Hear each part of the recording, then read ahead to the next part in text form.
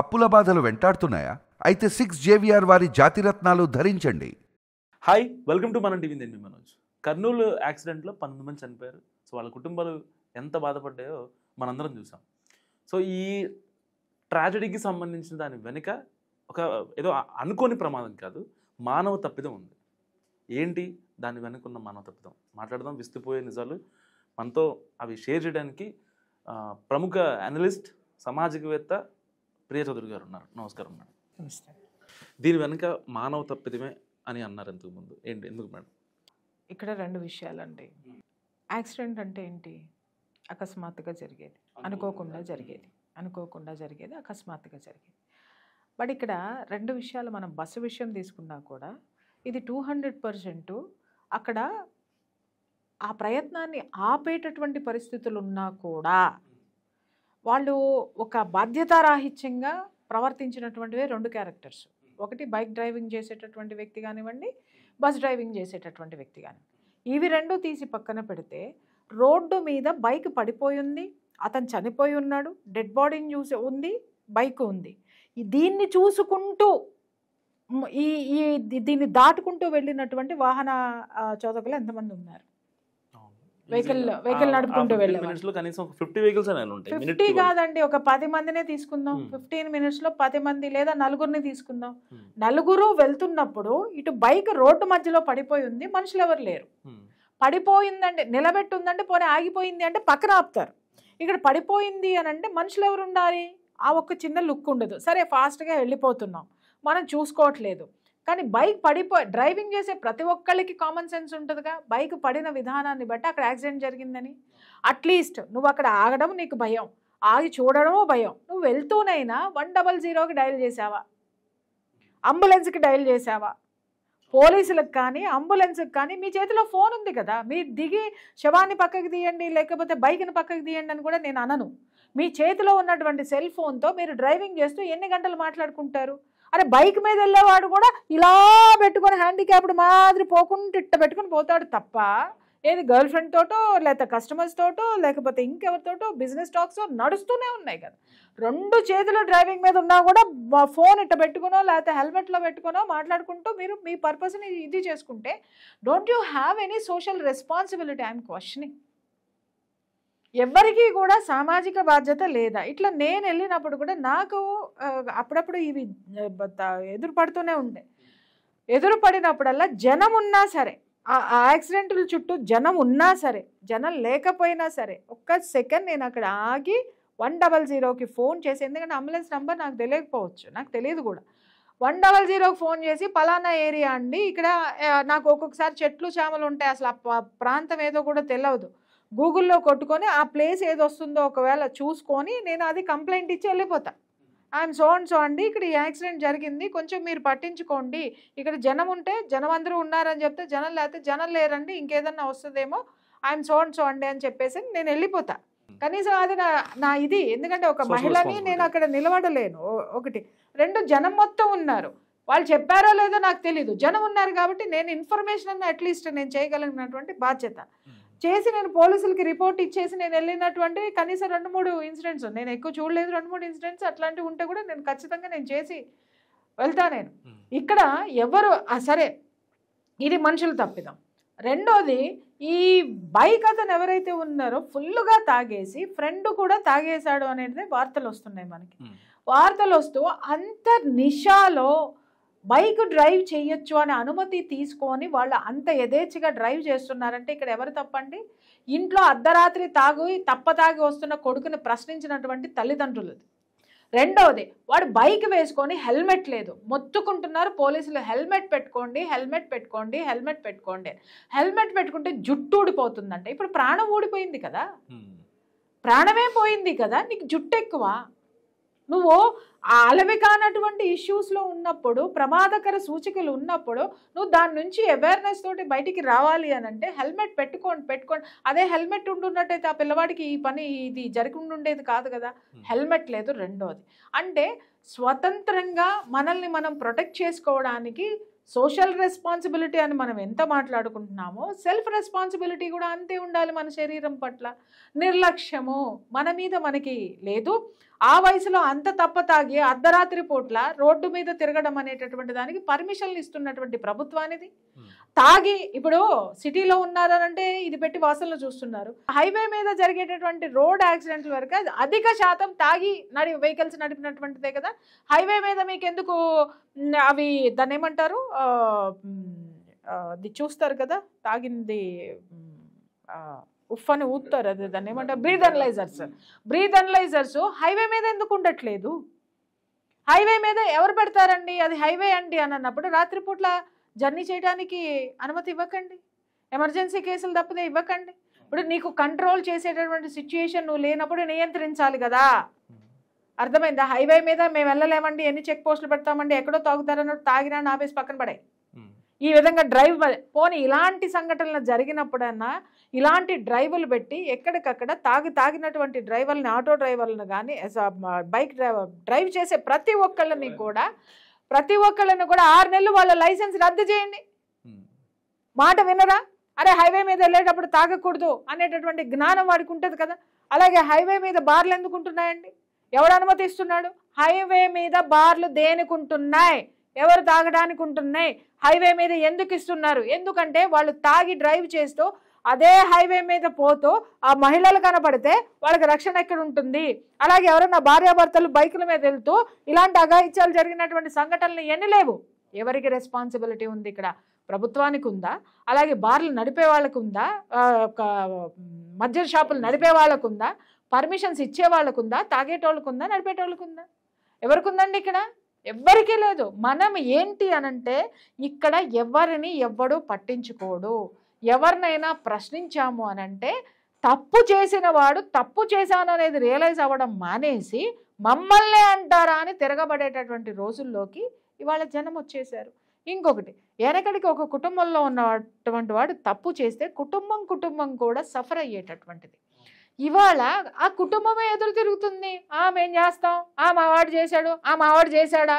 ఈ విధంగా ఎవరిని వాళ్ళు ధర్మం లేకుండా, ఏ విధమైనటువంటి కట్టుబాట్లు లేకుండా, డిసిప్లిన్ లేకుండా మా ఇష్టం వచ్చినట్టు మేము ఉంటామని చెప్పేసి అని సామాన్యుడి నుంచి గవర్నమెంట్లో ఉన్నటువంటి వాళ్ళతో సహా నాయకుల వరకు కూడా ఇలాంటివే ఫాలో అవుతుంటే ఎక్కడ నిలబడుతుంది? మనం ఎక్కడ మాట్లాడుకుంటాం? దేని గురించి మాట్లాడుకుంటాం చెప్పండి. ఇప్పుడు తప్పెవరిదని మాట్లాడాలి? బస్ వాడు వస్తున్నాడు, మధ్యలో బైక్ ఉంది, ఇతనికి బ్రేక్ పడలేదు అనేటటువంటిది ఒక విషయము. బ్రేక్ పడకుండా అతను దాని మీదకి ఎక్కించేసేసి కొంత దూరం నడుపుకుంటూ వెళ్ళినప్పుడైనా సరే వాడికి అక్కడ బ్రేక్ పడలేదండి. ఆ బైక్ మీద వెళ్ళినప్పుడైనా కొంచెం దూరంలోనన్నా బ్రేక్ పడాలి కదా. కొంచెం దూరంలోనన్నా బ్రేక్ వేస్తే కనీసం కొంత ఆ మంటలు రాకుండా అన్నా ఉంటాయి కదా. అతను ఏం చేశాడు? అదే స్పీడ్ తోటి వెళ్ళిపోయేసరికి వాడు పోసుకున్నటువంటి, అంటే తాగుబోతు మైకల్లో ఎన్ని పొరపాట్లు జరుగుతాయంటే అతను పెట్రోల్ పోసుకున్న తర్వాత క్యాప్ సరిగ్గా పెట్టలే, మత్తులో ఉన్నాడు కాబట్టి ఎన్ని అనర్థాలు జరిగినాయో చూడండి. ఇక్కడ అతను తాగడం వల్ల నష్టాలేంటి? తాగుబోతులకి చెప్తున్నాను నేను, మీ వల్ల మీరే కాదు ఎన్ని ప్రాణాలని మీతో పాటు తీసుకుపోతున్నారు. అతను ఆ ఆయిల్ ట్యాంక్కి క్యాప్ సరిగ్గా పెట్టకపోతేనే కదండి క్యాప్ ఓపెన్ అయ్యి అది పడింది. ఎప్పుడైనా బైక్ కింద పడినప్పుడు అది ఓపెన్ అవడం నేను ఇంతవరకు చూడలేదండి. ఇది ఎక్కడ పెట్రోల్ బంక్ నుంచి మనం చూసాము, అక్కడి నుంచే వాడు క్యాప్ సరిగ్గా పెట్టలేదు. ఆ పెట్టకపోవడం ఎప్పుడైతే ఇది కింద పడిందో ముందుకి లాక్కుని వెళ్ళేటటువంటి సిచ్యుయేషన్లో ఎప్పుడైతే ఇది పడిందో ఆ ప్రెషర్కి బయటకు వచ్చేసింది. అంటే ఏ మాత్రం పెట్టున్నారు ఆ క్యాప్ని? ఎంత సురక్షితంగా ఉంది? లేదు. పెట్రోల్ పడిపోయింది, ఆ రాపిడికి నెప్పురు మంటలు వచ్చేసినాయి, భగ్గుమంది. దాంట్లో నుంచి ఇంకొకటి బయటపడింది ఏంటి అంటే దాంట్లో 400 సెల్ ఫోన్లు ఉన్నాయి. ఇది అనధికారమైనటువంటి ట్రాన్స్పోర్టేషన్ కాదా? ఇంకొక విషయం నేను మాట్లాడుతున్నాను, ప్రభుత్వాన్ని అడుగుతున్నాను, పబ్లిక్ను కూడా అడుగుతున్నాను. అంత పెద్ద బస్సులు ఉన్నప్పుడు కింద విపరీతమైనటువంటి లగేజ్ వేస్తున్నారు. మీరు లగేజ్ పోర్షన్ పెట్టింది దేనికోసం పెట్టారు? ప్రయాణికుల లగేజ్ తీసుకెళ్ళడానికి. ఇంకొకటి కూడా నేను చెప్తున్నాను, ప్రయాణికులకి ఇప్పుడు మన ఫ్లైట్లో వెళ్తున్నామండి, ఫ్లైట్లో వెళ్ళేటప్పుడు వాడు మినిమం ఇంతే అని మనకు ఒక కండిషన్ పెడతాడు. చచ్చినట్టు మనం అంతే మోసుకెళ్ళాలి. ఇక్కడ ఏ విధమైనటువంటి రెస్ట్రిక్షన్ లేదు. కాబట్టి పక్కింటాలది, ఆళ్ళది, ఈళ్ళది, 10 రోజులది, లేకపోతే ఇంకేదైనా మిక్సీ అయితే మిక్సీ, ఫ్రిడ్జ్ అయితే ఫ్రిడ్జ్, ఇంకా అయితే ఇల్లును కూడా దాంట్లో పెట్టేస్తారు. గ్యాస్ బండ్లు కూడా, సిలిండర్లు వీళ్ళవండి. సిలిండర్లు ఎప్పుడు ఎవరు ఎక్కించుకోరు. సిలిండర్లు అక్కడ ఉన్న సిలిండర్లు డ్రైవర్లు, క్లీనర్లు బయటకు వచ్చినప్పుడు వాళ్ళు వంట చేసుకుంటానికి సిలిండర్లు వాడుతున్నారు. అది ఎంతవరకు కరెక్టు? దీనికి ఎవరు అనుమతిస్తున్నారు? అలాగే బయటకు వచ్చినప్పుడు మేము తినొద్దా, మేము వండుకోవద్దా అని మీరు అడగొచ్చు. తినాలి, వండుకోవాలి. కానీ ఇవి తీసుకెళ్ళినప్పుడు ప్రమాదం జరుగుతాయి. బస్సులో మా సిలిండర్ని మీరు అలౌ చేయనప్పుడు మీ సిలిండర్ని మీరు ఎలా అలౌ చేస్తారు? మా సిలిండర్కి జరిగిన ప్రమాదం మీ సిలిండర్తో జరగదా? అక్కడ ఏ విధమైనటువంటి క్లారిటీ లేదు. పోనీ వీళ్ళందరూ బస్సులన్నీ ఒక చోట ఆపుకుంటారు. ఆపుకున్న దగ్గరైనా వీళ్ళు వండుకోవడానికి అలాంటిది ఈ ఓనర్లందరూ అసోసియేషన్ అంతా కలిపి వాళ్ళకి ఏదైనా ఒకటి ఏర్పాటు చేయాలి. వాళ్ళకి ఏమీ పట్టదు, లాభాలు తప్ప.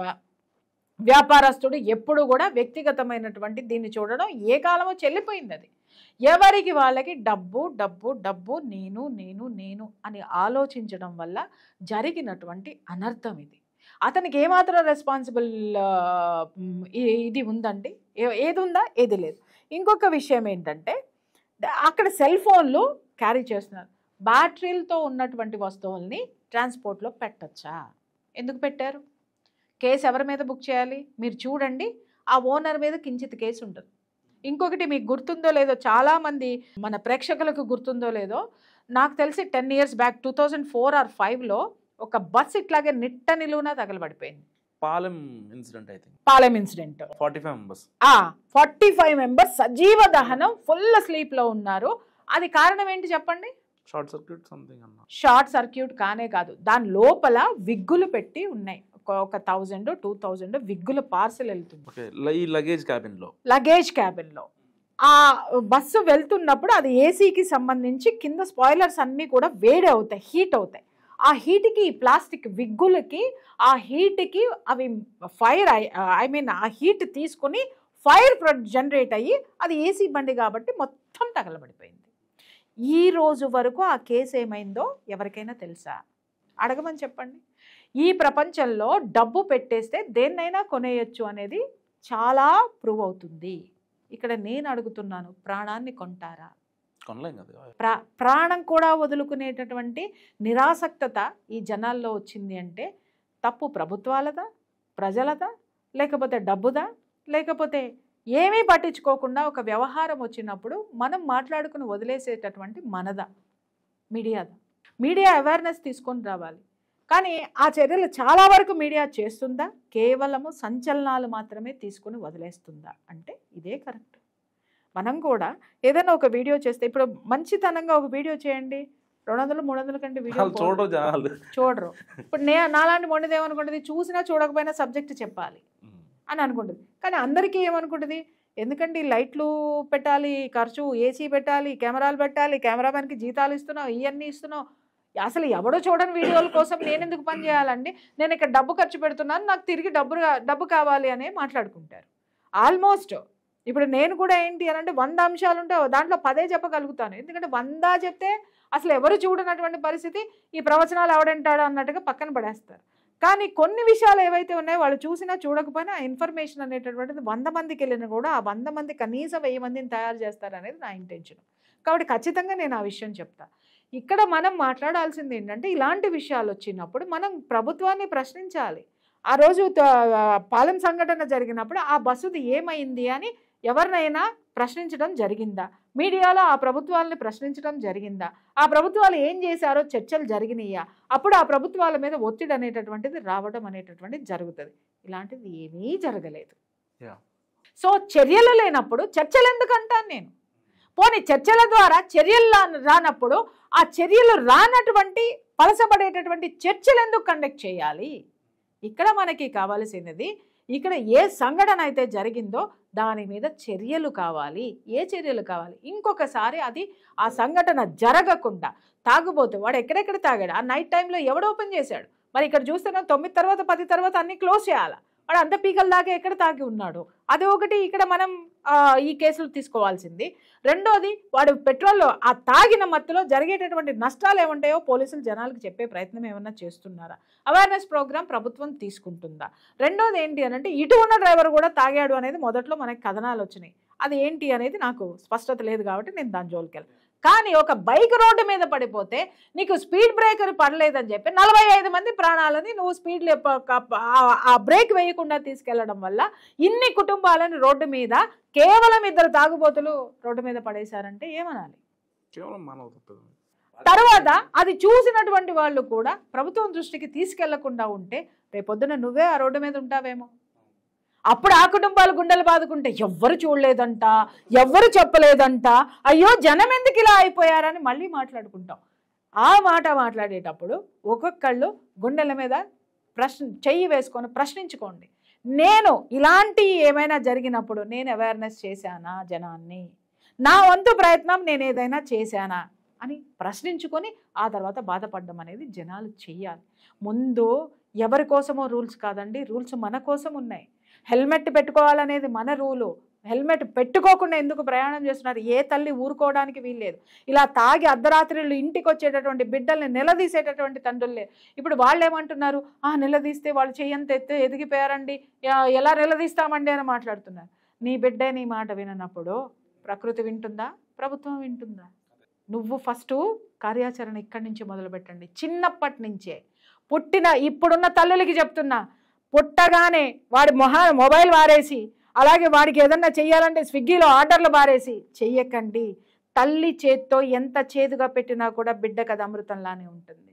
ఏది తయారు చేసినా కూడా చాలామంది చూడండి భర్తలు మాట్లాడుతూ ఉంటారు, మా అమ్మ చేసినట్లేదు అని. చాలామంది నా దగ్గర కంప్లైంట్, ఏమంటే అసలు వాళ్ళ అమ్మ ఆ వంట తిన్నామంటే అసలు ఎందుకు పనికిరాదండి, కానీ వాళ్ళ అమ్మ వంట అంటే ఇష్టం అండి. అప్పుడు నేను ఆ కోడళ్ళకి చెప్తాను, చూడు తల్లి, వాడు ఫస్ట్ వాడి నోటికి రుచి చూపించింది తల్లి, అది అలాగే ఉంటుంది అనేది వాళ్ళ బ్రెయిన్లో ఫిక్స్ అయిపోయి ఉంటుంది. అందుకే నువ్వు ఎంత అమృతంలాగా చేసినా వాళ్ళ అమ్మ టేస్ట్ రావట్లేదు అనేది చూస్తారు అని ప్రతి తల్లికి ఇదే చెప్తున్నాను. మీ బిడ్డలకి మీ వంట చేసి పెట్టండి, మీ రుచి చూపించండి. అలాగా సెల్ ఫోన్లు మొహాన పడేసి మీరేదో పనుల్లో పోయేసి వీళ్ళని ఎత్తుకోవడం కాదు అని అంటే, అందరూ తల్లులే. మన ముందు తరాల వాళ్ళందరూ 10 మందిని కన్నారు, కానీ ఆ బిడ్డల్ని ఇలా తయారు చేయలేదు కదా వాళ్ళు. అలాగే కొంచెం వయసు వచ్చిన పిల్లలకి పని నేర్పండి. మీకు పని ఎక్కువని మీరు విసుక్కుంటున్నారు. 3 ఏళ్ళు వచ్చిన పిల్లకి, నాన్న ఇది సరిగ్గా పెట్టు, ఇది అక్కడ పెట్టు, లేకపోతే ఈ దుప్పటి ఒక దేని మీద ఒక దాని మీద పక్క వేయమ్మా నేను వచ్చేసరికి నీట్గా అంటే, మీరు వచ్చేదాకా దాని మీదే పడుతుంది, మొబైల్ అవసరం లేదు.